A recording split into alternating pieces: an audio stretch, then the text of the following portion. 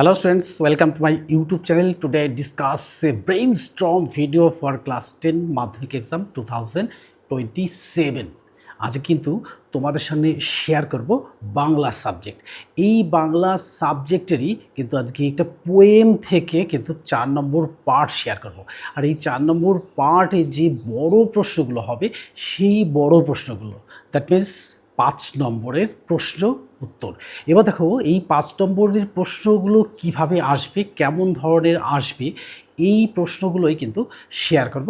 কিন্তু শেয়ার করার আগে আমার কথা আছে যে ব্রেইনস্টর্ম ভিডিও, তো এই বড় প্রশ্নগুলো লিখতে গেলে আমাদের কি কি নিয়ম মেনে চলতে হবে, সেই নিয়ম কটা যদি আমরা সঠিকভাবে মেনে চলি তাহলে কিন্তু আমাদের কোনো সমস্যাই আসবে না। তাই প্রিয় ছাত্রছাত্রীদের কাছে আমার অনুরোধ যে তোমরা এই বড় প্রশ্নগুলো লেখার আগে যে যে জিনিসগুলো মেনে চলতে হবে সেগুলো কিন্তু আমি বোর্ডে শেয়ার করেছি।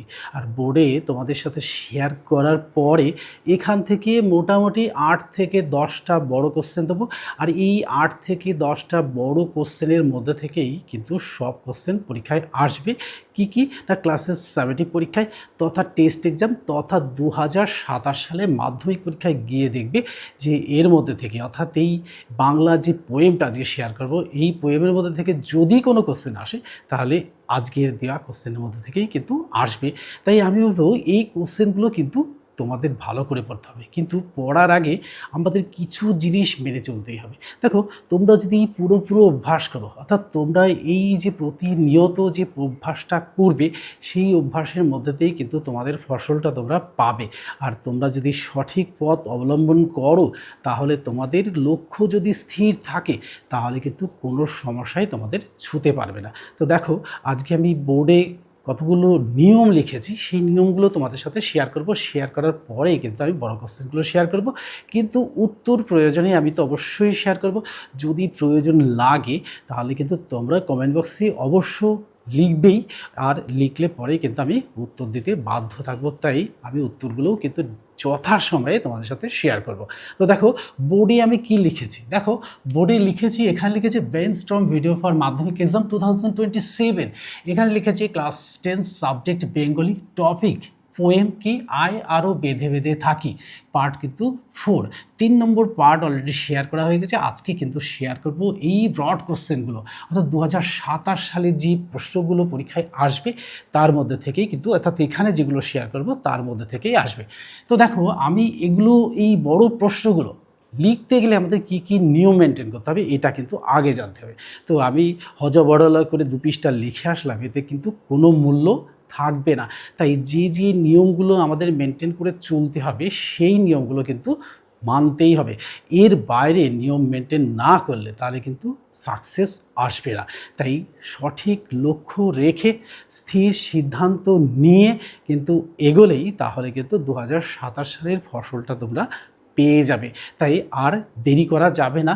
মনে হচ্ছে যেন 2027 সালে পরীক্ষা দেবো, কিন্তু 27 সালটা কিন্তু খুব কাছেই। এদিকে কিন্তু 6টা মাস কিন্তু অলরেডি কভার হয়ে গেল। তাই এই 6টা মাসের পরে কিন্তু কিছু ছুটি ছাটা আছে, বাদ দিয়ে ধরে রাখো 6টা মাস সময় আছে। এই 6টা মাসের মধ্যে সঠিকভাবে পড়ো, দেখবে তোমাদের সাকসেস অবশ্যই আসছে। তো কি করতে হবে দেখো, বলতে যে প্রতিদিন অন্তত 2টি বড় প্রশ্নের উত্তর লিখে অভ্যাস করতে হবে, অর্থাৎ প্রত্যহ 2টো করে বড় প্রশ্ন লিখবে। আর বড় প্রশ্ন লিখে সেটা অভ্যাস করলে তোমাদের হাতের স্পিডটা বেড়ে যাবে, বানানটা সলভ হয়ে যাবে। তো এটা করতে হবে। 2 নম্বর দেখো, যে উত্তর লেখার সময় ভূমিকা, মূল আলোচনা ও উপসংহার লিখতে হবে। অর্থাৎ এই যে উপসংহার সূচনা লিখতে হবে, কোন কবিতার কোন কাব্যগ্রন্থের কততম অংশ থেকে নেওয়া হয়েছে এটা কিন্তু উল্লেখ করতেই হবে। এটা যদি উল্লেখ করো তাহলে কিন্তু সাফল্য আসবে। 3 নম্বরটা দেখো, 3 নম্বর দেখো, কবির নাম, রচনার নাম এবং গুরুত্বপূর্ণ পদ্ধতি যোগ করতে হবে। অর্থাৎ কোন কবির কোন কাব্যগ্রন্থের কোন জায়গা থেকে নেওয়া হয়েছে সেটা কিন্তু তোমাদের প্রশ্নে উল্লেখ করতে হবে। এটা কিন্তু করো। 4 নম্বর দেখো, বিগত বছরের সম্ভাব্য প্রশ্নগুলির উপর নজর দিতে হবে। অর্থাৎ বিগত বছরে যে প্রশ্নগুলো এসেছিল তার উপর একটু নজর দিতে হবে, অর্থাৎ সেই ধরনের উপরেই কিন্তু কোশ্চেনটা হবে, এর বাইরে কিন্তু কোনো কোশ্চেন হবে না। এবার দেখো 5 নম্বর দেখো, সময়ের উপরও কিন্তু দৃষ্টি দিতে হবে। অর্থাৎ লিখে গেলাম, একটা প্রশ্ন কমন পেয়েছি বলেই যে লিখেই গেলাম, 2-3 পাতা লিখে গেলাম, তাহলে কিন্তু কোনো ফল আসবে না। তাই আমি বলবো যে সময়ের দিকে কিন্তু নজরটা দিতেই হবে। গিয়ে দেখবে যে সময় চলে গেছে কিন্তু প্রশ্ন অনেক বাকি। দুটো প্রশ্ন ভালো করে লিখেছি, দুটো প্রশ্ন ভালো করে 10-এর নিচে 40 দেবে না, তো দুটো প্রশ্ন ভালো লিখলে 10-এ হয়তো 8 বা 9 দেবে। কিন্তু এর উপরে কিন্তু একটু দৃষ্টিপাত করতে হবে এবং সময়ের দিকে নজর দিতে হবে।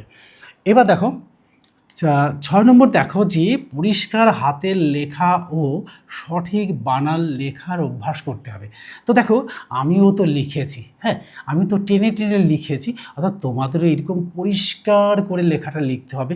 আর এই পরিষ্কার হাতের লেখার জন্য অর্থাৎ বানান ভুলটা কম হবে, অর্থাৎ দেখতে পেলেই বানান ভুলটা কম হয়ে যাবে। এই জন্য কিন্তু পরিষ্কার হাতের লেখার দরকার এবং বানানের দিকেও কিন্তু নজর দিতে হবে। এবার দেখো লাস্ট ওয়ান বলছে যে প্রশ্নের উত্তরে অযথা অপ্রাসঙ্গিক কথা লেখার অভ্যাস বন্ধ করতে হবে। অর্থাৎ তুমি তোমার মনের মধ্যে থেকে যা যা আসলো সে তো লিখলে, তার বাইরেও কিছু লিখে দিলে যেটা পাঠ্য বইয়ে নেই, অর্থাৎ পাঠ্য বই বহির্ভূত কোনো কথা লেখা যাবে না। এই কটা যদি ঠিকঠাক মেনটেন করো তাহলে কেউ তোমাদের 95 অ্যাভাব মার্কস অ্যাচিভ করা থেকে আটকাতে পারবেই না। আমি বলবো যে নিয়মিত এই কটা জিনিস অভ্যাস করো। এই কটা জিনিস অভ্যাস করা মাধ্যমিক স্টুডেন্টসের পক্ষে কিন্তু কোনো ব্যাপারই নয়। তাই প্রতিনিয়ত অল্প অল্প করে অভ্যাস করো, একটু একটু করে অভ্যাস করো, তাহলে কিন্তু সাফল্য আসবেই। আর লক্ষ্যটাকে স্থির রাখো যে আমাকে মাধ্যমিকের বেড়াটা টপকাতেই হবে, যেন তেন প্রকারণে কিন্তু এটা করতেই হবে। এবার আমি শেয়ার করব যে বড় প্রশ্ন লেখার যে পদ্ধতি, এটা তো বললাম। এবার বড় প্রশ্নগুলো বলবো যে কোন বড় প্রশ্নগুলো পড়লে পরে পরীক্ষায় আসবে। অর্থাৎ এবার দেখো আমি তার পাশাপাশি বলবো যে এই যে কোনো সাজেশনের উপরে সম্পূর্ণ ডিপেন্ড করবে না। আমি বলবো যে এর মধ্যে থেকেই আসবে, কিন্তু দেখা গেলো দুটো কোশ্চেন দিয়েছে, কোনো সাজেশন কোনো টিচার বা কোনো জায়গা থেকে পেয়েছো, ওই দুটোই পড়ে যাবে না। কিন্তু আমি দেখো ওই জন্য প্রায় 8 থেকে 10টা বড় কোশ্চেন দিয়েছি, এর মধ্যে থেকেই ঘুরিয়ে ফিরিয়ে আসবে। আর সবচেয়ে বড় কথা যেটা, অর্থাৎ পাঠ্য বইয়ের কবিতা গল্পগুলো কিন্তু খুব সুন্দর করে পড়তে হবে, একদম লাইন বাই লাইন যেন মুখস্থ থাকে যে এটা এই গল্পের এখান থেকে, এটা এই কবিতার এখান থেকে। এইটা যদি থাকে তাহলে কিন্তু তোমাদের কেউ আটকাতে পারবে না। তাহলে চলো সেই গুরুত্বপূর্ণ কোশ্চেনগুলো শেয়ার করি। আর শেয়ার করার সাথে সাথেই কিন্তু কী হয়ে যাবে, তোমাদের মাধ্যমিকের লক্ষ্য কিন্তু স্থির হয়ে গেছে এবং সেই লক্ষ্যে পৌঁছেও যাবে। তা আমি বোর্ডটাকে একটু ক্লিন করে নেবো, ক্লিন করে নিলেই কিন্তু আমাদের একটু লেখার সুবিধা হবে। আর লেখার সুবিধা হলেই কিন্তু কি হবে না, তোমাদের মধ্যে সবাই জেনে যাবে। তাই আমি বলবো যে বোর্ডটা ক্লিন করার সাথে সাথে আমি বলবো যে যারা আমার পুরনো সাবস্ক্রাইবার আছো তারা অবশ্যই একটা করে লাইক দিয়ে দেবে, বন্ধুদের মধ্যে শেয়ার করে দেবে। আর নতুন যারা ভিডিওটি দেখছো তারা কিন্তু অবশ্যই পাশে থাকা বেল আইকন বটনটি অন করে দেবে আর বন্ধুদের মধ্যে শেয়ার করে দেবে। আর কি করবে, গুরুত্ব সহকারে পড়বে। আর এই চ্যানেলের সাথে যুক্ত থাকলে তোমরা কি পেয়ে যাবে না, এইচএস পর্যন্ত কিন্তু ভিডিওগুলো সব পেয়ে যাবে। তোমরা তো সবাই মাধ্যমিকের কিন্তু 5টা সাবজেক্ট এই চ্যানেল থেকে শেয়ার করা হয়। তোমরা কিন্তু বিগত বছরের প্রশ্নগুলো চ্যানেলে গিয়ে দেখে নিও এবং দাদা দিদিদের কাছে জিজ্ঞাসা করো, অবশ্যই তার সুফলটা পেয়ে যাবে। তাই এবার শেয়ার করব যে বড় প্রশ্নগুলো, অর্থাৎ সেই বড় প্রশ্নগুলো কী কী আমি কিন্তু খাতায় অলরেডি বন্দি করে ফেলেছি, তোমরাও কিন্তু বন্দি করে ফেলো, তাহলে কিন্তু সমস্যা আর থাকবে না। দেখো 1 নম্বর প্রশ্নটা শেয়ার করি, 10টা প্রশ্ন শেয়ার করব। আয় আরও বেঁধে বেঁধে থাকি, আয় আরও বেঁধে বেঁধে থাকি, বেঁধে বেঁধে থাকি কবিতায় ঐক্যের শক্তি, কবিতায়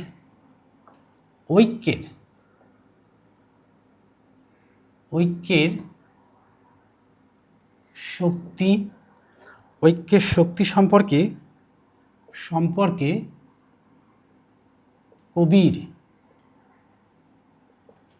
কবির বক্তব্য বিশ্লেষণ করো।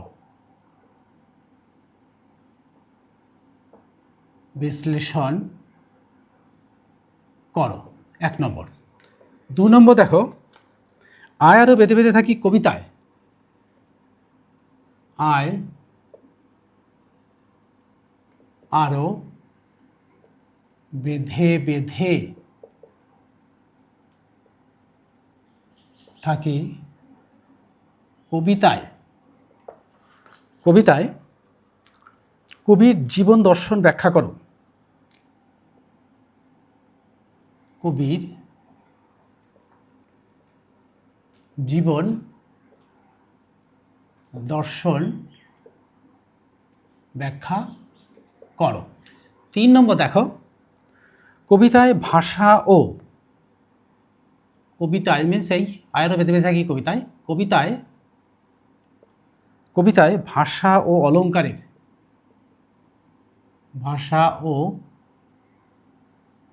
অলঙ্কারের অলঙ্কারের বৈশিষ্ট্য আলোচনা করো।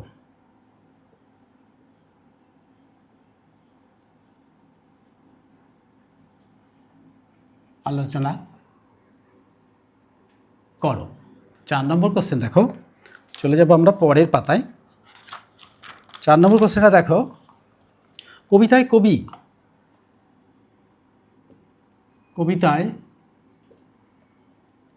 কবি কেন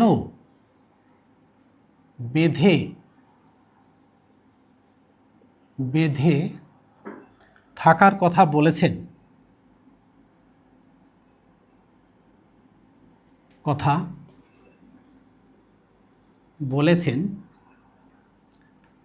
তা ব্যাখ্যা করো।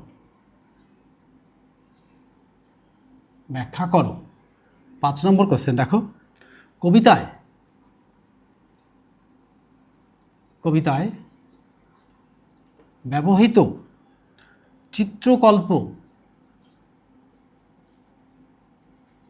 চিত্রকল্প ও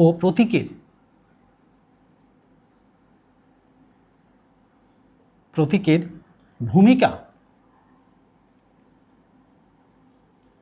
ভূমিকা আলোচনা করো।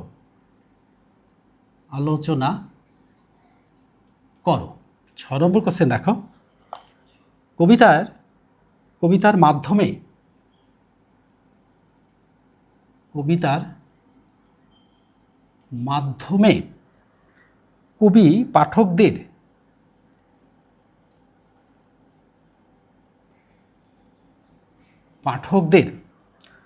কবি পাঠকদের কি শিক্ষা দিতে চেয়েছেন?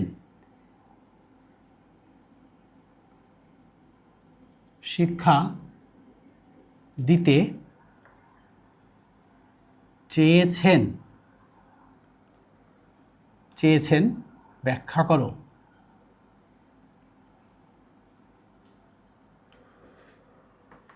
এবার দেখো 6টা কোশ্চেন অলরেডি আমার শেয়ার করা হয়ে গেছে। এর থেকে কিন্তু একটা স্ক্রিনশট তুলে নেবে, তাহলে তোমাদের পড়তে সুবিধা হবে। আর বন্ধুদের মধ্যে শেয়ার করে দিও। আর যে প্রশ্নগুলো বুঝতে পারবে না অবশ্যই কমেন্ট বক্সে লিখে জানাবে। উত্তর যদি চাও তো অবশ্যই লিখে জানাবে। আর উত্তর না চাইলে একটা নির্দিষ্ট সময় পরে কিন্তু এই প্রশ্নগুলোর উত্তর আমি নিজেই শেয়ার করে দেবো, তোমরা কিন্তু পেয়ে যাবে। তো বোর্ডটাকে ক্লিন করে নিই। 6টা কোশ্চেন শেয়ার করা হয়ে গেছে, আরও কিন্তু 4টে কোশ্চেন রয়েছে। এই 4টে কোশ্চেন শেয়ার করলেই মোটামুটি আমার 10টা কোশ্চেন শেয়ার করা হয়ে যাবে। আর কোশ্চেন শেয়ার করা হয়ে গেলে তোমরা কিন্তু এগুলো দেখার সাথে সাথে একটা করে লাইক দিয়ে দেবে আর বন্ধুদের মধ্যে শেয়ার করে দেবে। আর বন্ধুদের মধ্যে শেয়ার করে দিলে বন্ধুরাও কিন্তু জানতে পারবে। আর নতুন যারা ভিডিও দেখছো তারা অবশ্যই বন্ধুদের মধ্যে শেয়ার করে দেবে, লাইক দেবে, এবং তাহলে কি হবে, আমি উৎসাহিত হব এবং গুরুত্বপূর্ণ ভিডিও নিয়ে তোমাদের সামনে হাজির হব। আর একদম পরীক্ষা পর্যন্ত কিন্তু তোমাদের সাথে লেগেই থাকবো, তোমাদের কোনো অসুবিধা হবে না। এখানে রচনা, বাংলা সাবজেক্ট মানে রচনা থেকে শুরু করে সমস্তটাই দেখবে, কমন পেয়ে যাবে। তোমরা একটু চ্যানেলের সাথে ধৈর্য ধরে থাকো। এবার দেখো আমরা 4 নম্বর 6 নম্বর করেছি, এবার 7 নম্বর করব। 7 নম্বরটা দেখো, 7 নম্বর কোশ্চেন হচ্ছে কবিতায় কবি কিভাবে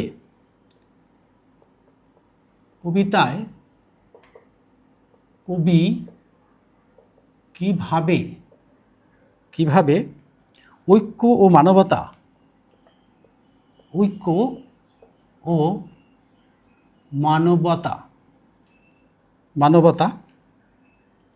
ও পারস্পরিক সহযোগিতার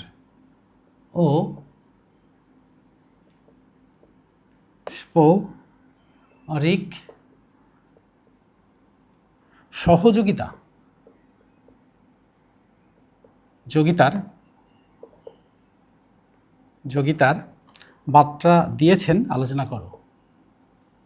বার্তা বা ব্যাখ্যা, বার্তা দিয়েছেন, বার্তা দিয়েছেন, দিয়েছেন, ব্যাখ্যা করো। 8 নম্বর কোশ্চেন দেখো, বর্তমান সমাজ ব্যবস্থায়, বর্তমান সমাজ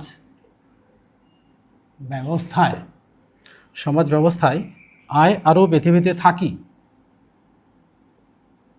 আয় আরও বেঁধে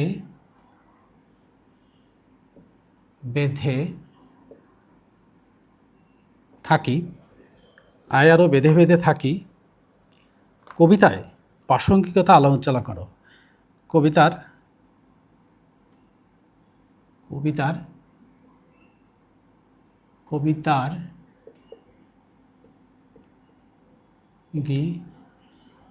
কথা আলোচনা করো। 9 নম্বর কোশ্চেন দেখো, কবিতার ভাষা, অর্থাৎ কবিতার ভাষা, ভাষা, কবিতার ভাষা সৌন্দর্য,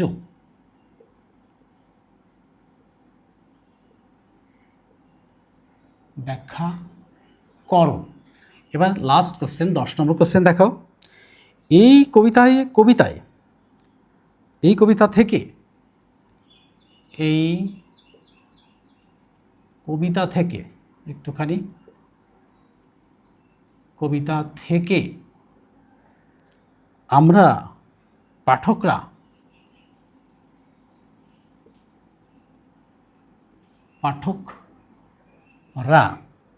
পাঠকরা কি শিক্ষা পায়?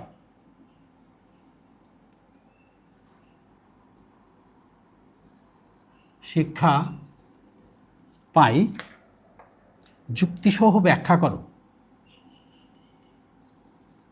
যুক্তি সহ ব্যাখ্যা করো। এই হলো আজকের এই 10টা কোশ্চেন। এই 10টা কোশ্চেন তোমরা যদি সঠিকভাবে পড়ো আর সময়টাকে মেনটেন নিয়ে পড়ো, তাহলে কিন্তু তোমাদের সাকসেস কেউ আটকাতে পারবে না। তাই আমি বলবো এখন থেকেই শুরু করো। যেমন করে রুলসগুলো বলেছি, 2টো করে কোশ্চেন লিখবে, 2টো করে কোশ্চেন লিখবে, সেই কবিতা হোক আর গল্পই হোক, যেখান থেকেই হোক, বড় প্রশ্ন 2টো করে লিখবে। আর লেখার পরে ঘড়িটা অবশ্যই সামনে নেবে, সামনে নিয়ে হাতটা চালিয়ে যাবে, দেখবে সফলতা আসবে। এইভাবে 6 মাস অভ্যাস করার পরে দেখবে যে মাধ্যমিক পরীক্ষায় যখন বসেছো তখন দেখবে জলের মতো পরিষ্কার, একেবারে যেন মনে হচ্ছে বাড়িতে লিখছি, এরকম একটা ব্যাপারটা হয়ে যাবে। তাই আমি বলবো রুলসগুলো মেনটেন করো, বড় কোশ্চেনগুলো ভালো করে পড়ো। সাফল্য কিন্তু তোমাদের চাবিকাঠি, অর্থাৎ সাফল্যের চাবিকাঠি কিন্তু তোমাদের হাতে। তোমরা যদি সঠিকভাবে অভ্যাস করো, তোমরা যদি সঠিকভাবে মেনটেন করো আর নিয়মানুবর্তিতা যদি মেনে চলো, তাহলে কিন্তু তোমাদের সফলতা আসবেই আসবে। এটা কেউ রোধ করতে পারবে না। Good bye friends.